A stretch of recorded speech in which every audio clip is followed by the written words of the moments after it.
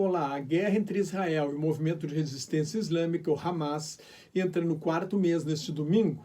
As forças de defesa de Israel terminaram de desmantelar a estrutura do comando do Hamas, a estrutura de comando do Hamas no norte da faixa de Gaza, anunciou no sábado o principal porta-voz militar israelense contra-almirante Daniel Hagari. Ele acrescentou que ainda há terroristas na região, agindo de maneira esporádica e sem comando. Agora as ações se concentram em fazer o mesmo no centro e no sul da faixa de Gaza. Em 92 dias de conflito armado, 22.722 palestinos foram mortos em Gaza, de acordo com o Ministério da Saúde do Hamas, e outros 58 mil feridos. 8 mil estão desaparecidos, provavelmente mortos sob os escombros dos bombardeios israelenses. O comissário de Relações Exteriores da União Europeia, José Borrell, declarou no Líbano que Israel precisa encontrar outra maneira de erradicar o Hamas que não provoque tantas mortes. O ataque terrorista que deflagrou a guerra em 7 de outubro do ano passado matou 1.139 israelenses e estrangeiros, cerca de 250 pessoas foram sequestradas e 110 libertadas. Desses reféns, 110 foram libertados durante uma semana de trégua no fim de novembro, em troca de 240 prisioneiros palestinos. Inflexível, apesar das pressões internacionais por um cessar-fogo, o governo de extrema-direita de Israel promete continuar a ofensiva até a vitória completa, definida pelo primeiro-ministro Benjamin Netanyahu como eliminar o Hamas, resgatar os reféns e fazer com que Gaza não seja mais uma ameaça para Israel. Objetivos contraditórios à medida em que uma guerra de alta intensidade, ameaça a vida dos reféns. Netanyahu também quer matar os líderes responsáveis pelo primeiro ataque, autorizou os serviços secretos a fazer isso, mas não diz isso publicamente. No sábado à noite, milhares de pessoas, de manifestantes, protestaram em Tel Aviv e centenas em Haifa, uma cidade do norte de Israel, pedindo a queda de Netanyahu e a realização de eleições antecipadas. A Força Aérea de Israel fez novos bombardeios maciços no sábado, no norte, no centro e no sul de Gaza, inclusive na cidade de Rafah, na fronteira do Egito, onde se concentram mais de 1 milhão de palestinos pressionados por Israel a deixar o norte e o centro do território. Pelo menos 162 palestinos teriam morrido nas últimas 24 horas.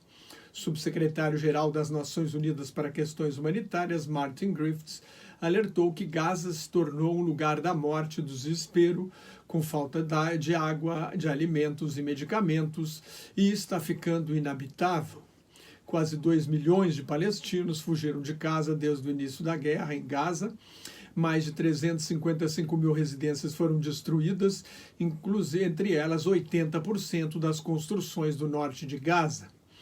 Para encontrar uma tragédia comparável à de hoje em Gaza, é preciso lembrar o cerco implacável de Alexandre o Grande à cidade de Gaza durante 3 meses, no ano 332 a.C., escreveu no jornal francês Le Monde o historiador Jean-Pierre Filliou, professor da Sciences Po, um instituto de estudos políticas de Paris. Quando venceu a resistência, Alexandre, considerado os maiores generais de todos os tempos, amarrou corpos de vencidos a correntes presas a carros e os arrastou ao redor das muralhas de Gaza.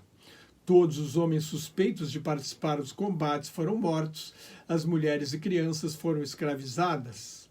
A pilhagem de Gaza encheu 10 navios enviados à Macedônia com um butim de guerra. De acordo com o historiador romano Plutarco, 10 toneladas de incenso e 2 toneladas de mirra foram enviadas a Leônidas, o preceptor de Alexandre o Grande.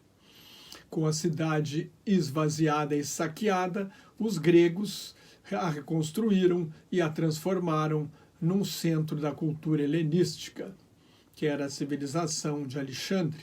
Gaza era um corredor por onde passavam as caravanas que viajavam entre a África e o Oriente Médio.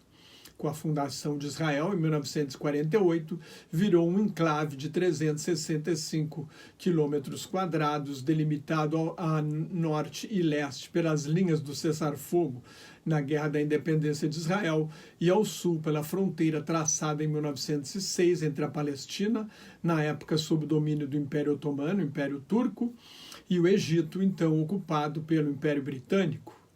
200 mil árabes foram expulsos das suas terras e casas na criação do Estado de Israel e se refugiaram no território que tinha apenas 85 mil habitantes.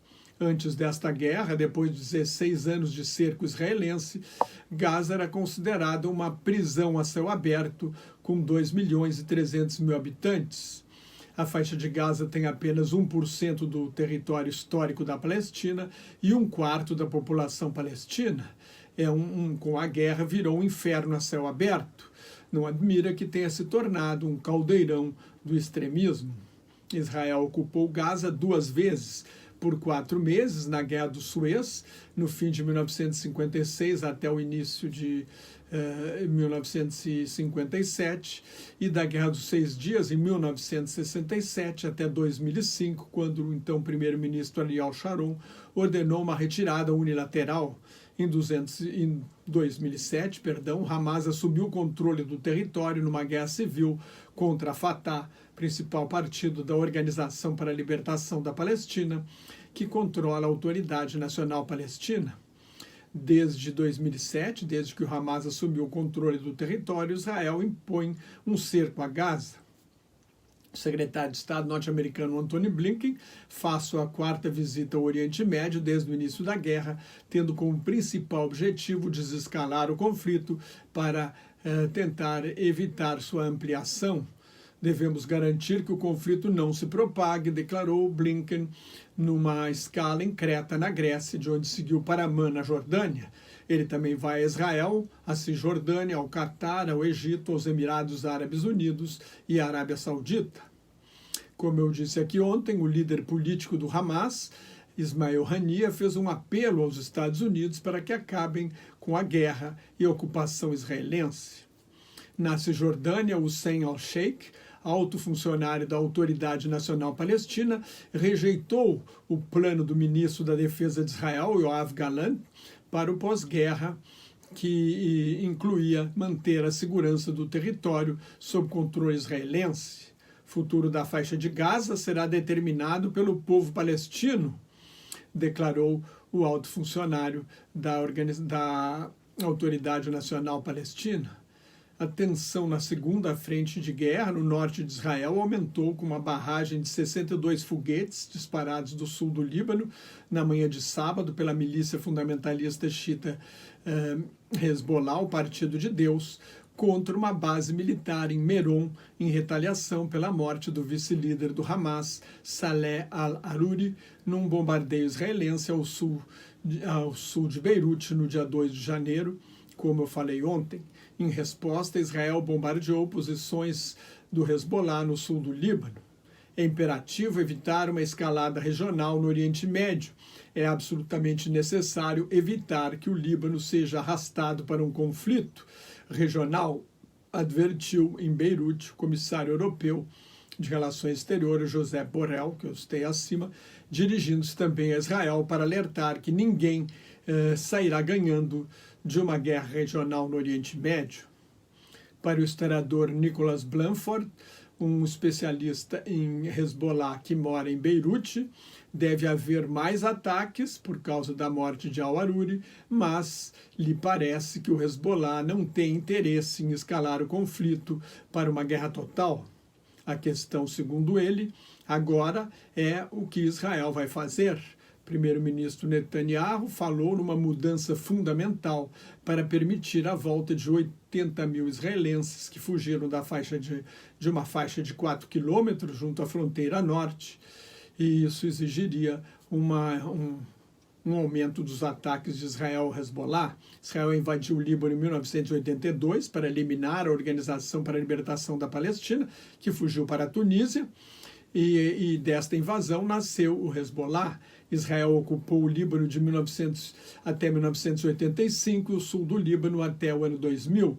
De 12 de julho a 14 de agosto de 2006, Israel travou uma guerra contra o Hezbollah. Nas duas guerras, destruiu a infraestrutura do Líbano sem eliminar seus inimigos. No domingo de manhã, uma operação militar israelense matou 6 palestinos em Jenin, um reduto de facções palestinas da Cisjordânia ocupada. De acordo com o Ministério de Saúde da Autoridade Nacional Palestina, o total de palestinos mortos na Cisjordânia desde o início da guerra subiu para 319. Um policial israelense morreu na operação de hoje. E a inteligência dos Estados Unidos concluiu que o ramo do grupo terrorista Estado Islâmico, baseado no Afeganistão, o Estado Islâmico do Coração, foi responsável pelo ataque que matou 84 pessoas no Irã na quarta-feira. Se você gostou, assine meu canal no YouTube, leia o meu blog Globalização em Crise, o canal é de graça. Me siga no Twitter, no Instagram, no Thread e no Facebook, onde colaboro com o Grupo Quarentena News. Muito obrigado pela sua atenção. Shalom, que é paz em hebraico. Salam aleikum, a paz esteja convosco em árabe. Até mais. Tchau.